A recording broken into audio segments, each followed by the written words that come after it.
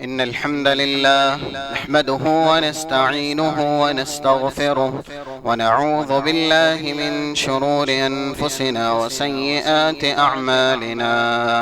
من يهده الله فلا مضل له ومن يضلل فلا هادي له، وأشهد أن لا إله إلا الله وحده لا شريك له، وأشهد أن محمدًا عبده ورسوله.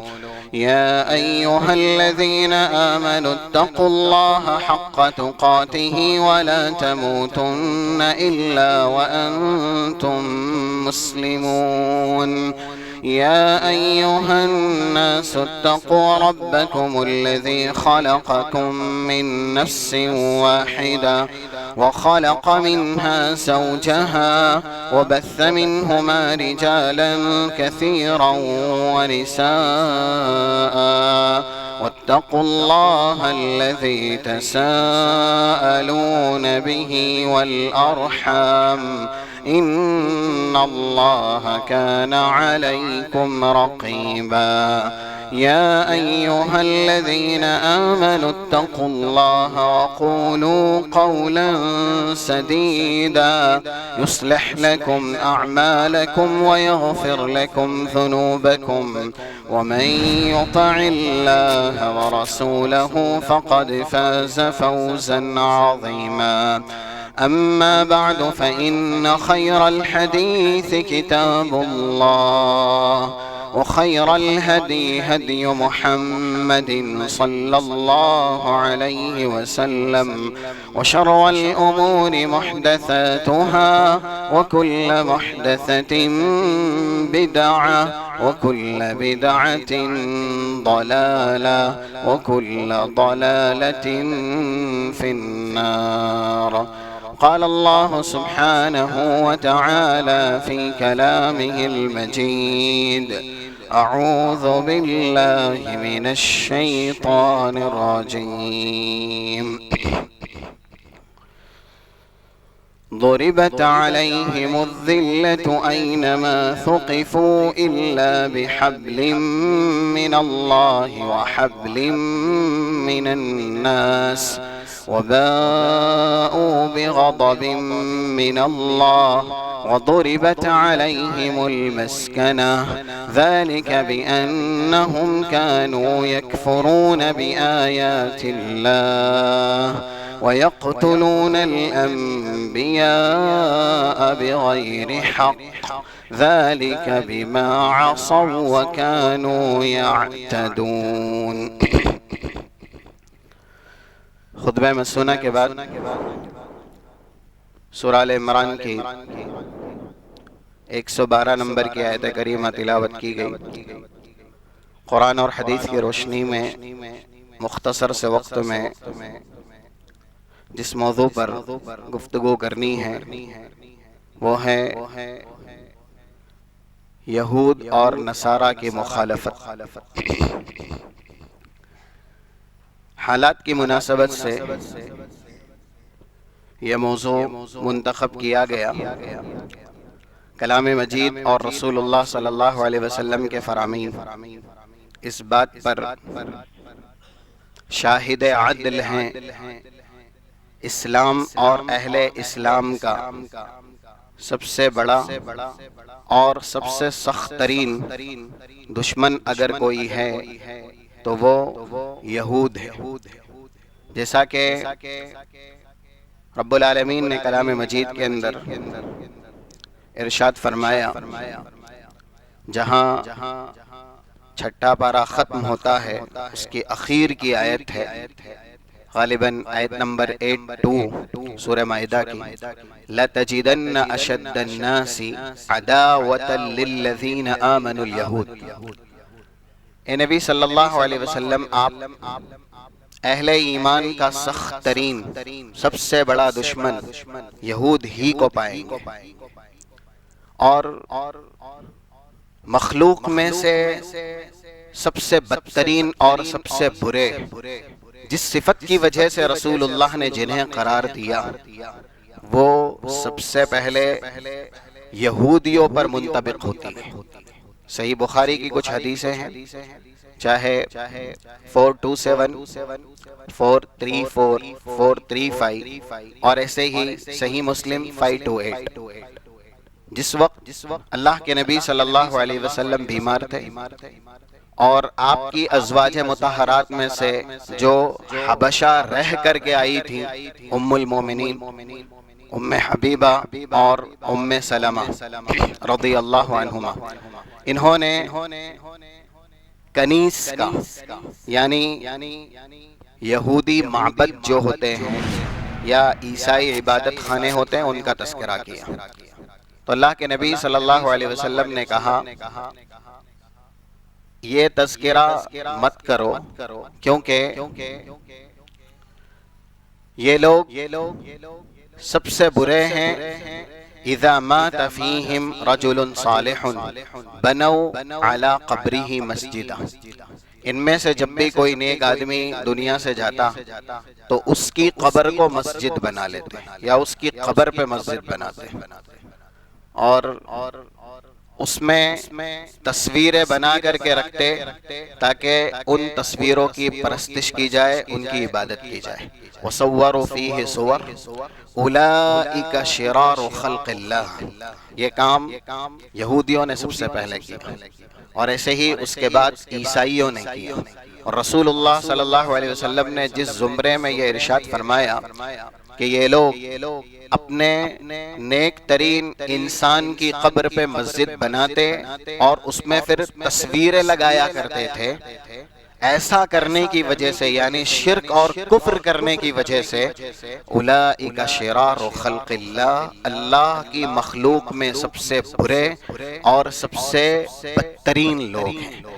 تو یہ حدیث بھی بتلاتی ہے کہ یہودی خود رسول اللہ کے فرمان کے مطابق بدترین مخلوق ہے، اور ایسے ہی کئی ایک بار اللہ کے نبی صلی اللہ علیہ وسلم نے انہیں اپنے تعلق سے یہ کہا کہ میری نشانیاں، میری صفات تم اپنی کتاب تورات کے اندر بحسن خوبی پاتے ہو، پھر بھی میری شہادت یا ایسے ہی میری رسالت کا اقرار کیوں نہیں کرتے؟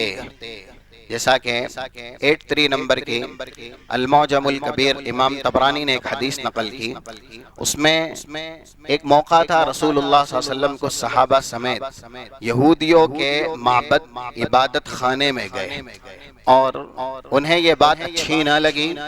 اس کے بعد اللہ کے نبی صلی اللہ علیہ وسلم نے اپنے تعلق سے ان سے کہا کہ تم هل تجدون صفتی یا هل تجدون مخرجی وناعتی فی التورات، یہ الفاظ ہیں کہ میرے تعلق سے جو جو بشارتیں دی گئی ہیں وہ تمہاری کتاب کے اندر موجود ہیں، کیا تم اسے نہیں پاتے؟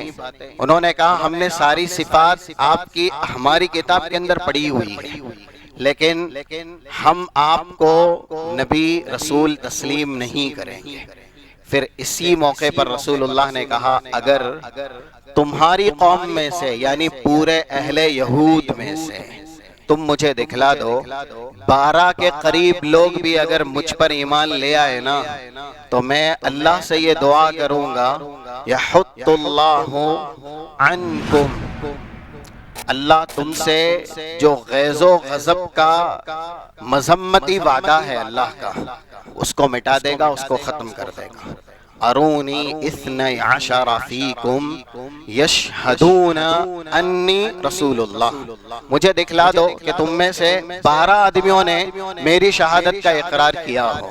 اگر 12 آدمی بھی میری شہادت کا اقرار کر لیں گے تو میں اللہ سے یہ دعا ضرور کروں گا کہ جو ذلت و رسوائی تم پر طاری ہے تا قیامت، یہ اہل یہود کے تعلق سے کلام مجید کے اندر پیشین گوئی ہے، جہاں رہیں گے اور جس وقت رہیں گے اللہ کا غیظ و غضب، ذلت و رسوائی ان پر طاری رہے گی۔ تو رسول اللہ نے کہا اس کو میں ختم کروا دوں گا، لیکن 12 آدمی بھی ان میں سے ایسے نہیں تھے جو اللہ کے نبی صلی اللہ علیہ وسلم کی شہادت کا اقرار کرتے اور ایسے ہی آپ کو رسول مانتے. بہت کم گنے چنے سر 10 عبداللہ بن سلام. اور ایسے ہی صحیح بخاری کے اندر 1356 نمبر سے کتاب الجنائز میں ایک چھوٹے سے بچے جو کہ نوجوان تھے، رسول اللہ کی خدمت کیا کرتے تھے، وہ یہودی تھے، ان کے ایمان لانے کا تذکرہ ہے. تو یہ بات کتاب اور سنت سے معلوم ہوئی کہ یہود اللہ کے نبی صلی اللہ علیہ وسلم کی رسالت اور آپ کی صفات اچھی طرح جانتے تھے، لیکن اس کے باوجود وہ رسول اللہ صلی اللہ علیہ وسلم پر ایمان نہیں لائے. اور اس کو قرآن نے بھی کئی ایک جگہ مختلف پیرائے میں بیان کیا.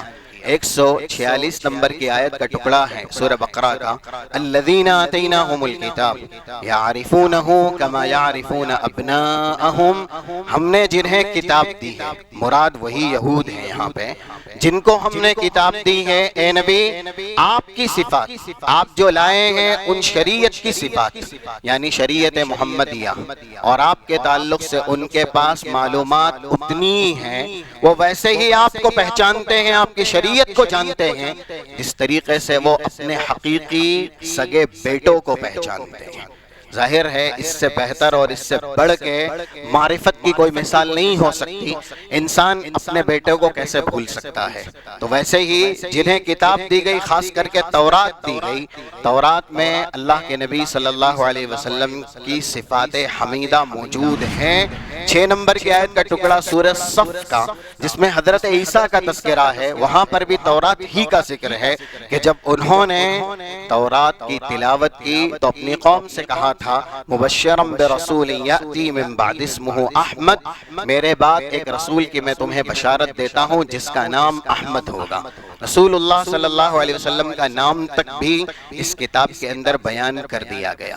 اور 153 نمبر کی صحیح مسلم کی حدیث جو دلالت کرتی ہے رسول کے آ جانے کے بعد ایسا نہیں ہے کہ جو حضرت موسیٰ پر ایمان لائے بس حضرت موسیٰ پر ایمان لانا کافی ہوگا، حضرت عیسیٰ پر جو ایمان لائے حضرت عیسیٰ پر ایمان لانا کافی ہوگا.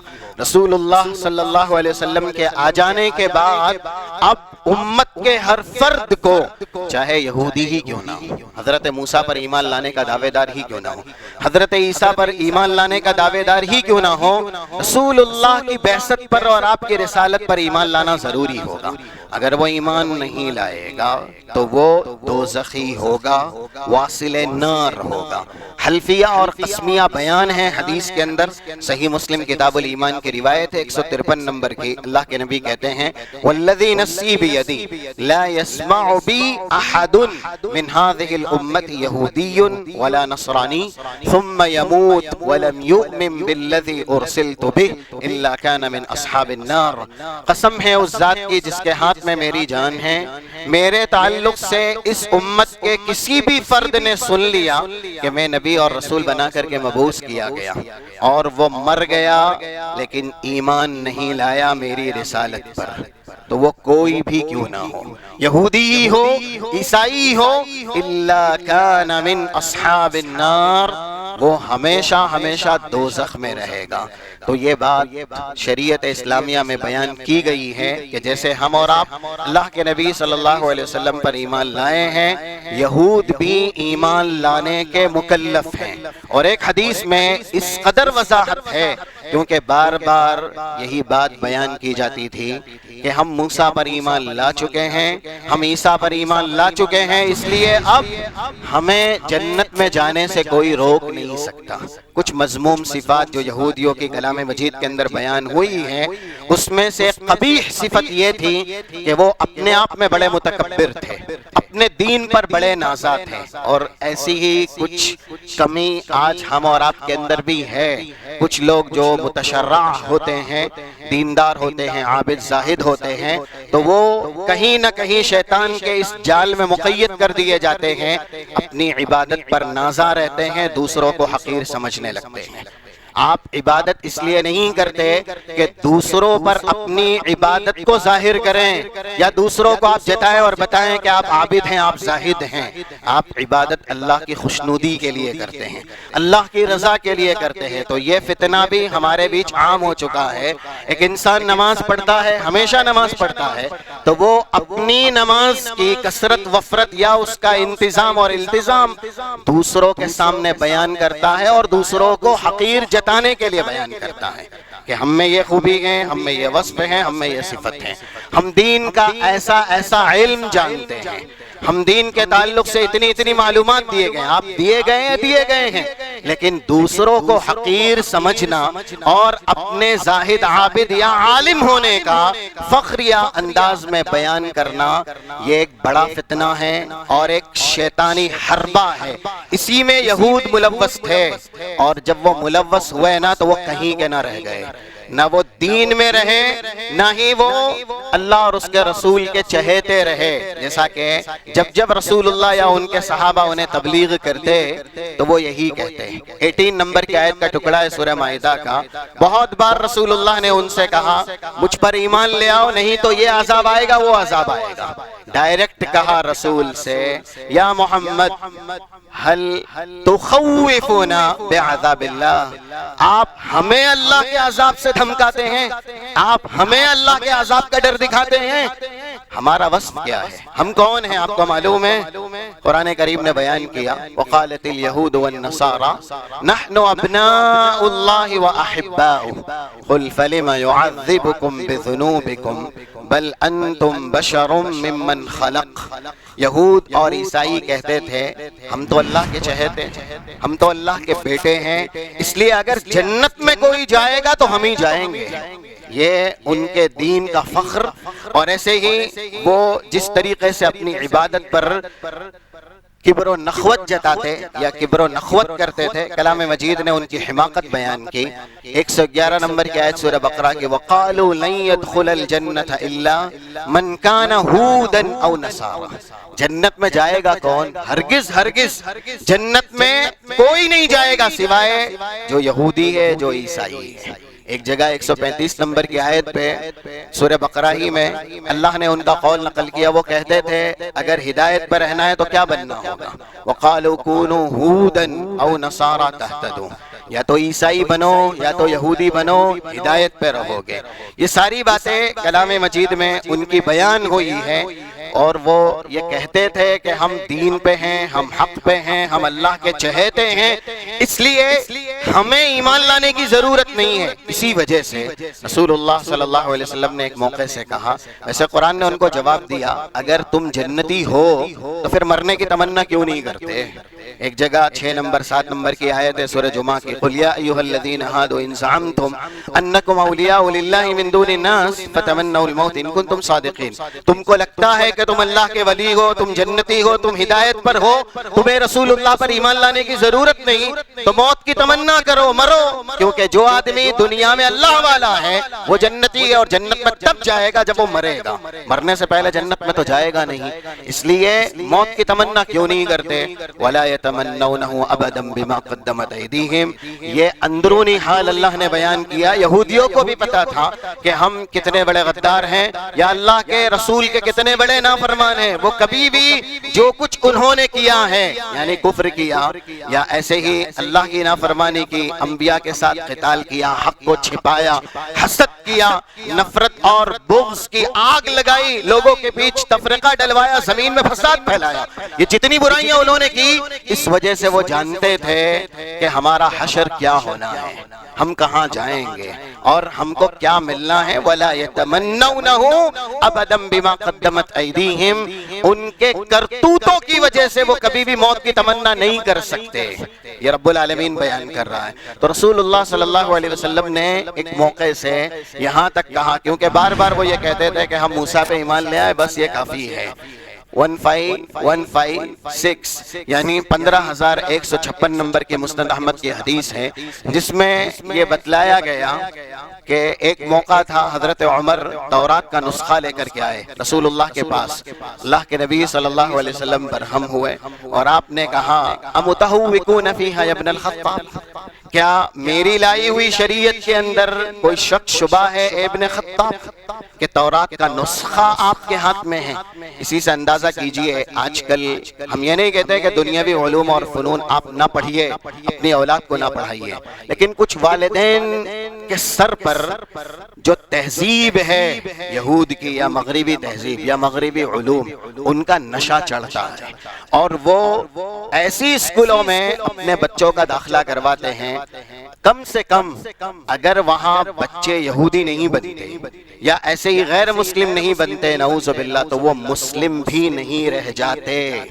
یہ جملہ سنیے گا، بہت سے والدین ہیں جو دنیاوی علوم اور فنون کے اتنے دل دادا ہیں، آپ پڑھیے پڑھائیے، لیکن ایک حد ہے، دین بیچ کر کے یا اسلام کا سودا کر کے، کفر کا لبادہ اوڑھ کے، اللہ اور اس کے رسول کی بغاوت کر کے، چاہے آپ زبان سے ہی کفریہ کلمات کہیں، زبان سے کفریہ کلمات کہنا بھی کفر ہے، کفر ہے وہ، یا کردار کے اعتبار سے کچھ حرکات ہیں ان کے سامنے جھکنا یا اس طرح کے کلمات زبان سے کہنا، یہ سب بھی کفر ہے۔ اگرچہ آپ کے بچے کہہ رہے ہیں، ہمارے بچے کہہ رہے ہیں، مسلم کے بچے کفریہ کلمات کہے کفر نہ ہو، ایسا کوئی قاعدہ نہیں ہے۔ تو کچھ والدین ایسی اسکولوں میں کہ دنیا بن جائے، دنیاوی علوم اور فنون میں مہارت حاصل ہو جائے، مغربی تہذیب کے اتنے دل دادا ہیں کہ اپنے بچوں کو پڑھاتے ہیں، اگر ان کے بچے وہاں پر یہودی نہیں بنے یا ایسے ہی دوسرے نہیں بنے تو وہ مسلم بھی نہیں رہ جاتے، اللہ نہ کرے۔ تو ہمیں یہاں پر یہ بات سوچنی ہے، رسول اللہ اس کتاب کے تعلق سے حضرت عمر کو نصیحت کر رہے جسے اللہ نے اپنے ہاتھ سے لکھا ہے۔ تورات وہ مقدس کتاب ہے جسے اللہ نے اپنے ہاتھ سے تحریر کی ہے، یہ حدیث ہے، بالکل صحیح ہے، لیکن جب اس میں تحریف ہوئی، جب اللہ کی کتاب میں مخلوق کی آمیزش ہوئی، یحرفون الکلم عن مواضعہ، 13 نمبر کی یا 41 نمبر، یہ دونوں سورہ مائدہ میں ہی ہیں، یہ جملہ موجود ہے کہ لوگوں نے اللہ کی کتاب میں رد و بدل کر دیا، اپنی طرف سے اضافہ کر دیا، معانی تبدیل کر دیے، حروف بدل دیے، تو تورات جیسی کتاب کو رسول اللہ صلی اللہ علیہ وسلم اپنی لائی ہوئی شریعت کے بعد گمراہی کا سبب قرار دے رہے ہیں، اور حضرت عمر سے کہہ رہے لقد جئتکم بہا بیضاء نقیہ، میں تمہارے پاس آئینے سے زیادہ صاف شریعت لے کر کے آیا ہوں جس میں شک شبہ بھی نہیں ہے۔ اور سنیے، یہ صاحب تورات، جو تورات آپ لے کر کے آئے ہیں، یہ صاحب تورات یعنی حضرت موسیٰ، لو کان موسیٰ حیا ما وسعہ الا ان یتبعنی، اگر موسیٰ بھی دوبارہ زندہ ہو کر کے میرے آ جانے کے بعد روئے زمین پہ آئے تو پھر وہ اپنی کتاب کی پیروی کرنے کے مکلف نہیں، وہ میری لائی ہوئی شریعت محمدیہ کی ہی تابعداری کریں گے۔ رسول اللہ نے تورات کو بھی باعث ضلالت قرار دیا۔ آج ہمارے بچے قرآن کتنا پڑھتے ہیں اور وہ کتنا پڑھیں گے، ہم کتنا پڑھتے ہیں؟ یہ سوال ہم سے ہونا چاہیے کہ ہمارا رشتہ اس کتاب مقدس سے کتنا ہے، قرأت کے اعتبار سے یا سمجھ کے اعتبار سے، فہم و فراست کے اعتبار سے اور عمل کے اعتبار سے۔ جب ہم ہی دور ہیں تو ہمارے بچے کتاب و سنت کے ترجمان کیسے ہوں گے؟ ضرورت ہے جس لیے دنیا میں آئیں، اس میں نجات کے لیے، اس میں کامیابی کے لیے جو علم سب سے پہلے حاصل کرنا چاہیے اس کی طرف توجہ دی جائے اور اس علم کو اپنے لیے حرز جاں بنایا جائے، کیونکہ قبر کے 3 سوالات دنیا کی ساری ڈگریاں مل کر کے بھی حل کرنا چاہے تو نہیں کر سکتی۔ وہ 3 سوالات کے جواب شریعت کے علوم میں ہی ہیں، کتاب و سنت کے علم میں ہی ہیں۔ اگر اس کو نہیں سیکھا، اس کو نہیں سکھایا، بقیہ دنیا سب کچھ دے دی، سب کچھ سکھا دیا، تو آپ نے اپنی اولاد کی تربیت کا حق ادا نہیں کیا، آپ نے اپنی اولاد کے ساتھ ظلم کیا۔ اور پوچھے جائیں گے 5200 جو صحیح بخاری کی حدیث ہے، کلکم راع وکلکم مسئول عن رعیتہ، فالرجل راع لأہل بیتہ وہو مسئول عن رعیتہ، ہر ایک جو ذمہ دار ہے اپنی ذمہ داری کے تئیں اللہ کے یہاں سوال کیا جائے گا۔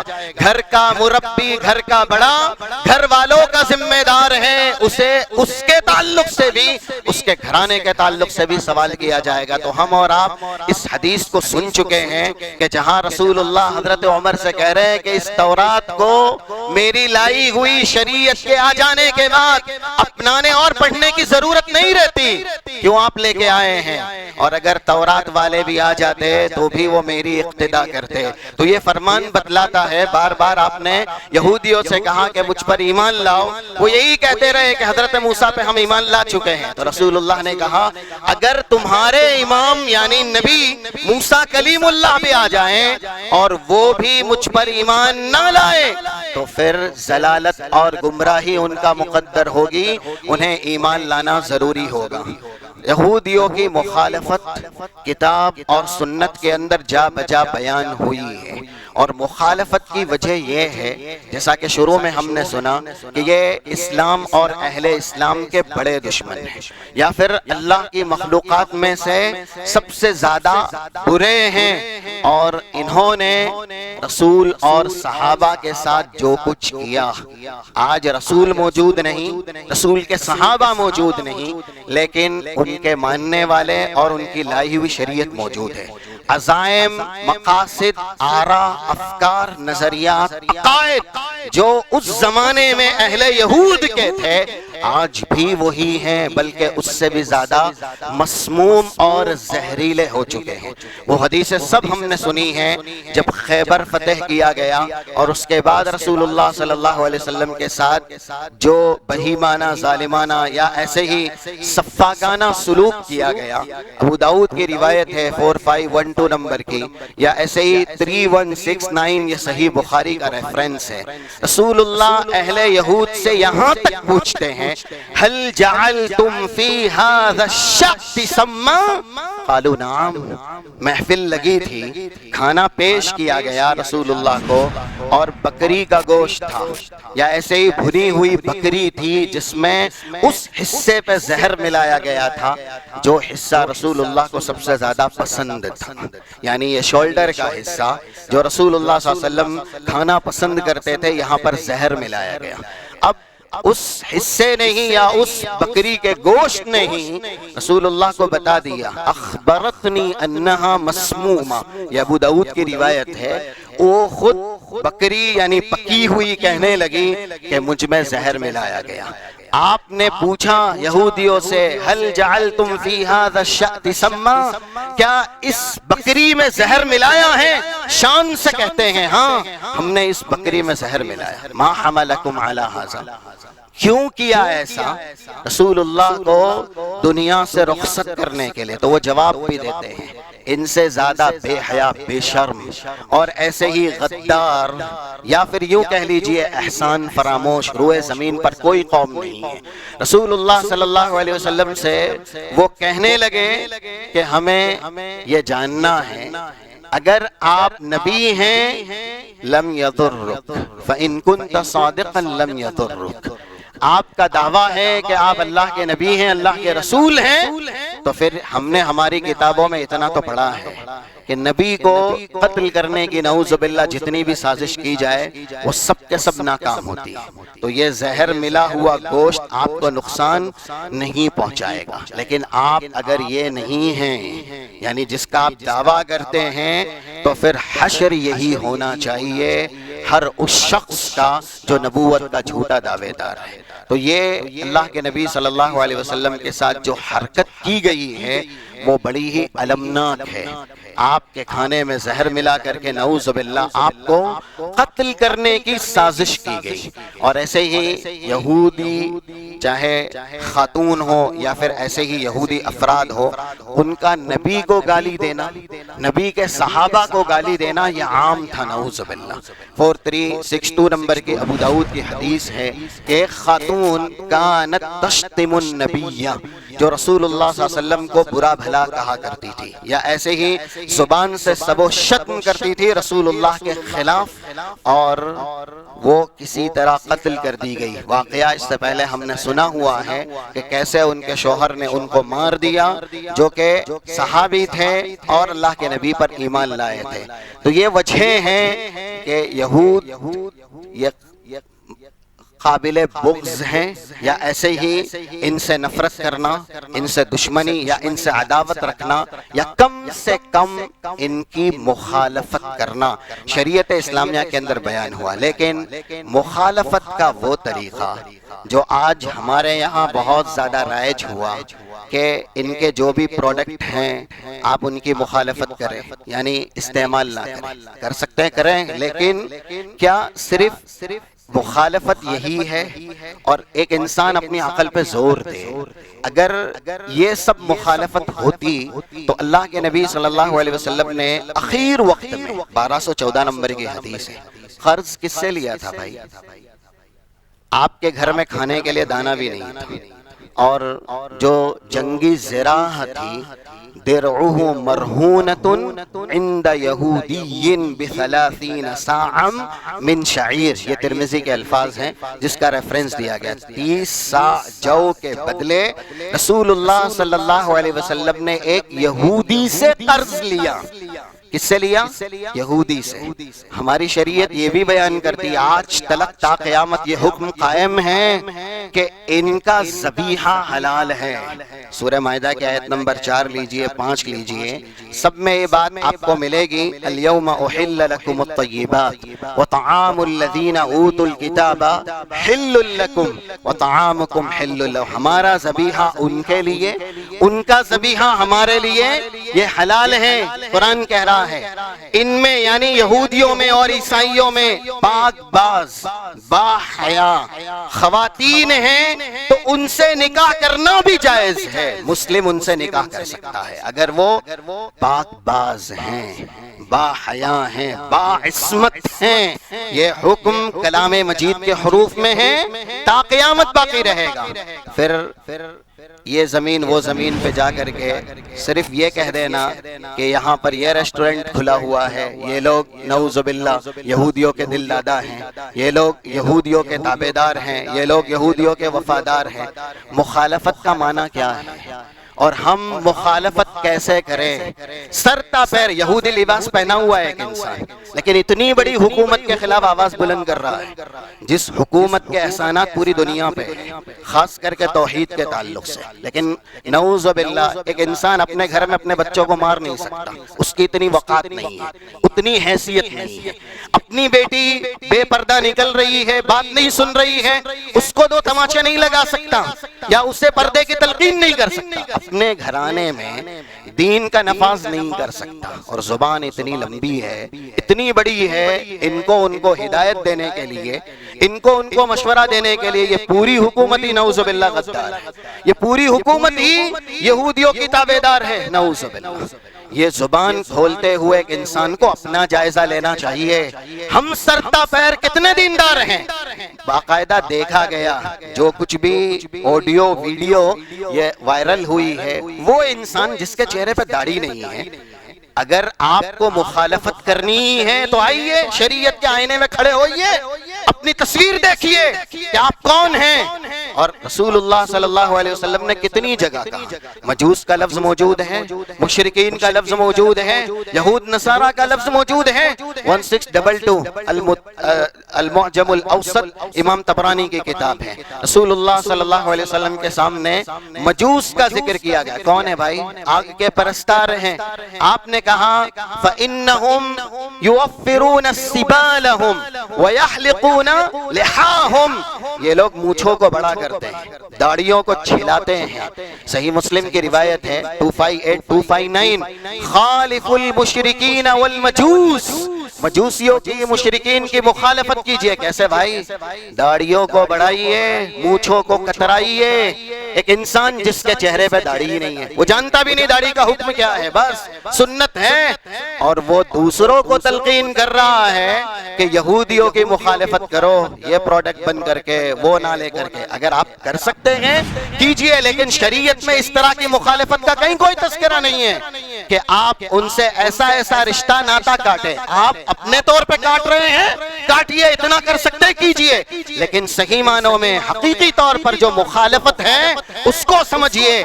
ہم اور آپ اپنے آپ کو دیکھیں، ہمارے گھرانے کو دیکھیں، اپنے سماج کو دیکھیں، سرتا پیر لباس ہمارا، گفتار ہمارا، کردار ہمارا، وضاقتہ ہماری، یہ سب کے سب مثل یہود ہیں، مثل عیسائی ہیں۔ ہماری شادیاں، ان کا حال دیکھ لیجئے، شادیوں میں رسومات دیکھ لیجئے، یہ تصویر کھینچنا، تصویر کھچانا اور تصویروں کے لیے لاکھوں روپے کا اسٹیج بنوانا، یہ سب اسلام کے اندر ہے؟ اسلام اس کی اجازت دیتا ہے؟ ہماری شادیوں میں مستورات کا بے حجاب نظر آنا، ان کے ساتھ ملنا، اختلاط مرد و زن کا شکار ہونا، کیا اسلامی شریعت ہے؟ یہ اسلامی ضابطہ ہے؟ ہم سرتا پیر قواعد کے اعتبار سے، ضوابط کے اعتبار سے رسول اللہ کے اس حدیث کے مصداق بن چکے ہیں۔ اگر ہمیں مخالفت کرنی ہے، سب سے پہلے کردار کی مخالفت کریں، گفتار کی مخالفت کریں۔ ہمارے سلام تو ان کی طرح بن چکے ہیں۔ رسول اللہ صلی اللہ علیہ وسلم کی کچھ حدیثیں ہیں، جیسا کہ ابو داؤد وغیرہ کے اندر یا صحیح مسلم کے اندر 2167 اللہ کے نبی صلی اللہ علیہ وسلم کا یہ ارشاد ہے، لا تبدأ اليہود ولا النصارى بالسلام، یہود اور نصارہ کو سلام نہ کرو، ٹھیک ہے؟ لیکن مفاد ہمارا جن سے وابستہ ہے آج، چاہے تجارتی ہو یا اور دوسرا مفاد ہو، ہم خود ان پہ سلام پیش کرتے ہیں۔ اور 2723 الترغیب و ترہیب کی روایت ہے، رسول اللہ کہتے ہیں لیس منا من تشبہ بغیرنا، جو آدمی اوروں کی مشابہت اختیار کرتا ہے، کس میں؟ تہذیب میں، ثقافت میں، اخلاق میں، عادات میں، اطوار میں، معاملات میں۔ جھوٹ ہم بولتے ہیں، دھوکہ ہم دیتے ہیں، حسد، کینہ، بغض، نفرت یہ ہم کرتے ہیں، سماج معاشرے کے اندر فساد ہم پھیلاتے ہیں۔ جو صفات قبیحہ یہودیوں کی کلام مجید میں اللہ نے بیان کی ہیں، وہ آج زیادہ تر ہم اور آپ کے اندر موجود ہیں۔ رسول اللہ صلی اللہ علیہ وسلم نے کہا جو اوروں کی مشابہت کرے وہ ہم میں سے نہیں۔ کس میں سے بھائی؟ پھر 5114 مسند احمد کا ریفرنس، من تشبہ بقوم فہو منہم، جو جس قوم کی مشابہت کرتا ہے اس کا شمار انہی میں سے ہوتا ہے۔ اب یہ پیشین گوئی اللہ کے نبی کی ہے، جیسا کہ اسی حدیث میں جو ترغیب و ترہیب کا حوالہ دیا گیا کہ آپ ویسا سلام نہ کرو جیسے یہودی کرتے ہیں، اور ویسا سلام نہ کرو جیسے عیسائی کرتے ہیں۔ آپ زیادہ تر لوگوں کو دیکھیں گے قریب میں ہی ہیں، ایک انسان زبان سے السلام علیکم نہیں بولتا، سب سے پہلے کیا حال ہے؟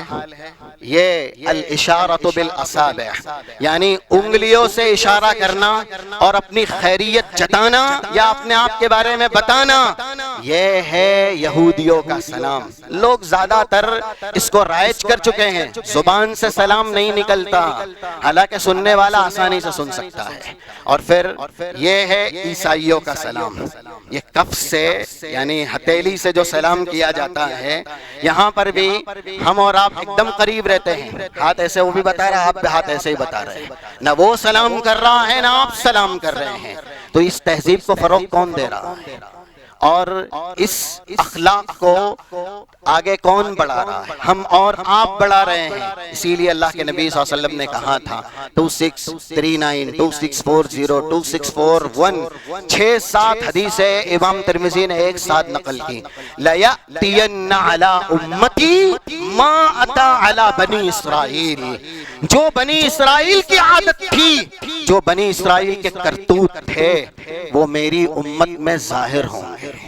حَذْوَ النَّعْلِ بِالنَّعْلِ، ایک جوتا دوسرے جوتے کے برابر جس طریقے سے ہوتا ہے، اور دوسرے الفاظ 7319 صحیح بخاری کے اندر جہاں کہا گیا کہ کندھے سے کندھے ملا کر کے، قدم سے قدم ملا کر کے، اس طریقے سے میری امت کے افراد یہودیوں کی موافقت کریں گے، یہودیوں کی مشابہت کریں گے۔ اور آپ جانتے ہیں کلام مجید نے یہ بھی کہا کہ یہ ہمارے دشمن ہیں لیکن ہمارے جسم کے نہیں، جو دین ہمارے پاس ہے نا، جو شریعت ہمارے پاس ہے، یہ لوگ اس کے دشمن ہیں اور اسی وجہ سے یہ دشمنی ہے۔ ابلیس ہمارا دشمن کیوں ہے؟ ابلیس سے ہماری کون سی عداوت ہے جو ذاتی ہو، نسلی ہو؟ ابلیس ہمارا دشمن صرف اور صرف اسلام کی وجہ سے۔ ایمان کی وجہ سے ہیں۔ 120 نمبر کی آیت کا ٹکڑا ہے کلام مجید کا سورہ بقرہ کا، وَلَن تَرْضَىٰ عَنْكَ الْيَهُودُ وَلَا النَّصَارَىٰ حَتَّىٰ تَتَّبِعَ مِلَّتَهُمْ۔ یہود اور نصارہ کبھی بھی تمہیں اپنا نہیں مان سکتے، وہ تمہیں اپنا جانشین، دوست، بھائی تبھی مانیں گے جب تم انہی کی طرح اسلام چھوڑ کے ان کے گود میں جا کے بیٹھو گے اور اپنے آپ کو سرتا پیر یا تو یہودی بناؤ گے یا تو عیسائی بناؤ گے۔ تتبع ملتہم، یہ اللہ نے آسمان سے سرٹیفکیٹ نازل کی ہے اور ہم اور آپ نے سب کچھ انہی کے حوالے کیا، کیونکہ آج حکومت ان کے حوالے ہے، اسی طرح قیادت ان کے حوالے ہے، تجارت ان کے حوالے ہے، دنیا کے اندر جو بھی ترقی یافتہ چیزیں ہیں سب کی لگام، سب کی زمام ان کے پاس ہے۔ اس لیے ایک دنیا میں انسان کو رہنا ہے، ترقی حاصل کرنی ہے تو لا محالہ ان کے نقش پا پہ چلنا ہے، ان کے گود میں جا کے بیٹھنا ہے۔ ہم اور آپ رسول اللہ کی اس طرح کی حدیث کے مصداق بنے ہوئے ہیں۔ ہماری عادت میں، کلچر میں، تہذیب میں، تمدن میں، ثقافت میں یہودیت رچ بس گئی ہے۔ آج وہی گھرانے ہیں نا جو برتھ ڈے پر جشن مناتے ہیں، اسلام میں ہے اس کی گنجائش؟ اسلام میں ہے اس کی کہیں پر بھی کوئی تلقین؟ اور یہ کس کی عادت ہے؟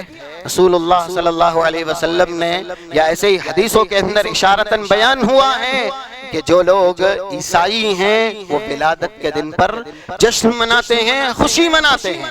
اسی طریقے سے حسد آج ہم میں سب سے زیادہ ہے نا، کسی کی ٹانگ کھینچنی ہو یا ایسے ہی کسی کو اوپر سے نیچے لانا ہو، یہ کس کی عادت ہے یا ایسے ہی یہ کس کا برا فعل ہے؟ کلام مجید میں، حدیث رسول میں حسد لفظ سے ہی یہود قوم کو یاد کیا گیا ہے۔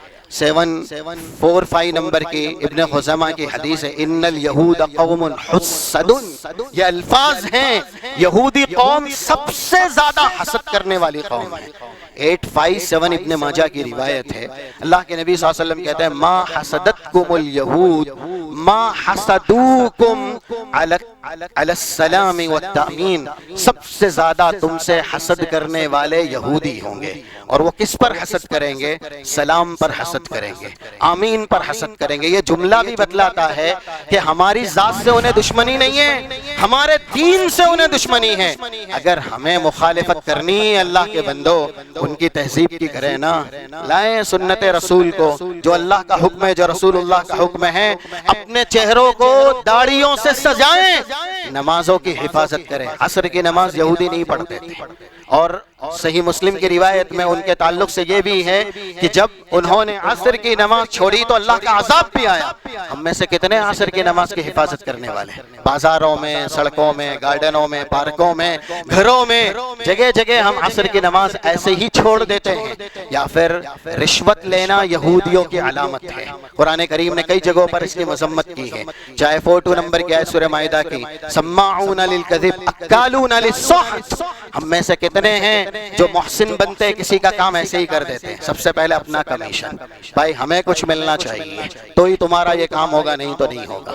صاحب حق ہے، ہمارے پاس استطاعت ہے، کام کر سکتے ہیں، لیکن جب تک کہ کچھ مل نہ جائے ہم کام نہیں کرتے۔ تو آج رشوت لینے والے سب سے زیادہ کون ہیں؟ یہی عبداللہ عبد الرحمن محمد احمد صاحب اسلام۔ یہودیوں کی ایک بڑی یا ایسے ہی جو قبیح صفت ہے سود کا لینا، سود کا کھانا، سود کا حلال سمجھنا۔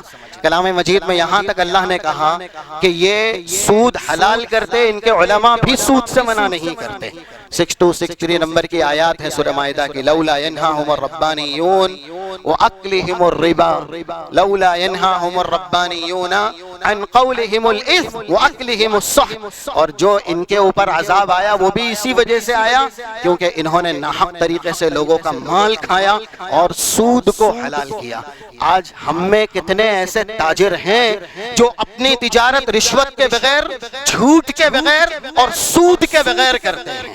جب سرتا پیر ہم ان کی ثقافت کو لبیک کہہ چکے، ان کے اخلاق اور ان کے عادات کو اپنی شریعت نعوذ باللہ تسلیم کر چکے، ایسے ہم فالو کرتے ہیں اور ہم کہتے ہیں یہ بند کر دو وہ بند کر دو، اور ان کو ہم ماشاءاللہ نصیحت کرتے ہیں اور یہ کہتے ہیں کہ دیکھو نعوذ باللہ یہ ہیں ان کے وفادار، یہ ہیں ان کے تابعدار۔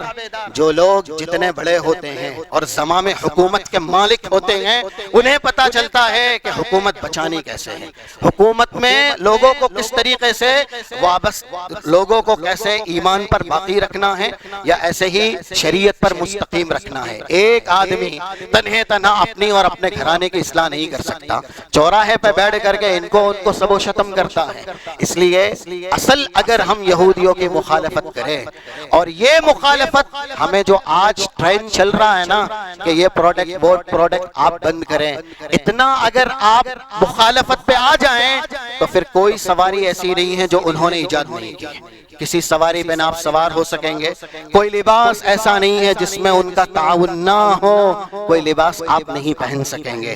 کوئی بھی دنیا کی ترقی یافتہ چیز سب سے پہلے حرز جان، جو چیز بنی ہوئی ہے نا جان چھوٹ سکتی، موبائل نہیں چھوڑ سکتا۔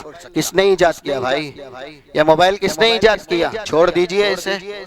جو لوگ مخالفت کا یہی طریقہ بتلا رہے ہیں ہم بھی انہیں کہہ رہے ہیں ہاں مخالفت کی ابتدا کریں، موبائل چھوڑ کے بتائیے، انٹرنیٹ چھوڑیے، کون ہے اس کے موجد؟ تو شریعت نے جو طریقہ مخالفت بتایا ہے سب سے پہلے اسے سمجھا جائے، ان کے عادات کی، ان کے اطوار کی، ان کی تہذیب، ان کے تمدن کی مخالفت کرنی۔ سرتا پیر یہودی چادر اوڑھ کر کے ہم لوگوں کو درس اور سبق دیں کہ یہ بند کر دو، یہ کھانا چھوڑ دو، وہ پینا چھوڑ دو، یہاں وہاں جانا چھوڑ دو۔ آپ نہیں کھاتے ہیں مت کھائیے، جو چیز غلط ہے ٹھیک ہے اپنی جگہ ہے، لیکن مخالفت یہ نہیں ہے، کیونکہ زیادہ تر لوگ اسی کو ہی مخالفت سمجھتے ہیں۔ پھر وہ لباس میں بھی یہودی بنے ہوئے ہیں، دین میں بھی، اخلاق میں بھی یہودی بنے ہوئے ہیں، اور ان کو لگتا ہے ہم نے مخالفت کا حق ادا کر دیا۔ کیسے آپ نے مخالفت کا حق ادا کر دیا؟ جب تک آپ شریعت اسلامیہ میں داخل نہیں ہوتے، اخلاق کے اعتبار سے جس طریقے سے رسول اللہ نے بتلایا ہے مخالفت نہیں کریں گے، گناہ نہیں چھوڑیں گے، کیونکہ زیادہ تر ان کی علامات، ان کی نشانیاں، ان کی مشابہت گناہ ہی گناہ ہے۔ رسول اللہ نے تو نیکی میں بھی ان کی مخالفت کی۔ ایک روزہ انہوں نے رکھا 1134 صحیح مسلم، آپ نے کہا آئندہ باقی رہا تو 2 روزے رکھوں گا جو محرم کے روزے ہوتے، کیوں کہ یہودی اس دن روزہ رکھتے تھے۔ تو آپ نے عبادات میں بھی ان کی مخالفت کی ہے، ہم عادات میں ان کی مخالفت نہیں کر سکتے۔ رب العالمین سے دعا ہے اللہ ہمیں صحیح معنوں میں جو اسلام کے دشمن یہودی ہیں ان کے مخالفت سیکھنے، سمجھنے، جاننے اور عملی جامہ پہنانے کے توفیق و سعادت نصیب فرمائے۔